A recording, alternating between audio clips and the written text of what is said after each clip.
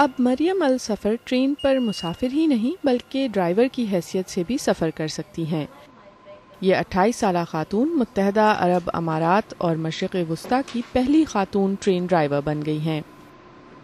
Dubai کا metro train کا نظام دنیا کے سب سے جدید ٹرانسپورٹ سسٹمز میں سے ایک ہے اور اس میں ٹرین کو چلانے کے لیے ڈرائیور کی ضرورت نہیں ہوتی، لیکن اگر کوئی حادثہ ہو جائے یا مرمت کی ضرورت ہو تو ڈرائیور کا ہونا لازمی ہے۔ اور اب مریم السفر متحدہ عرب امارات کے ان چند مقامی باشندوں میں شامل ہو گئی ہیں جو یہ ٹرین چلا سکتے ہیں۔ یہ پہلی مقامی ڈرائیور ہیں۔ یہ واحد ٹرین اٹینڈنٹ ہیں جو دبئی کی رہنے والی ہیں۔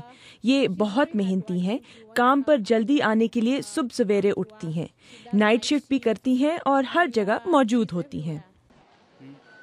دبئی کی حکومت مقامی لوگوں کی میٹرو کے آپریشن میں شمولیت بڑھانے کی کوشش کر رہی ہے۔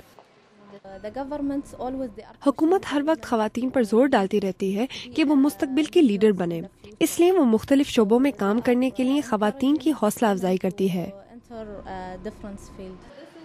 مریم السفر کو امید ہے کہ وہ ٹرین ڈرائیور بن کر عربی خواتین کی صلاحیتوں کے بارے میں لوگوں کی غلط فہمیوں کو دور کر سکیں گی۔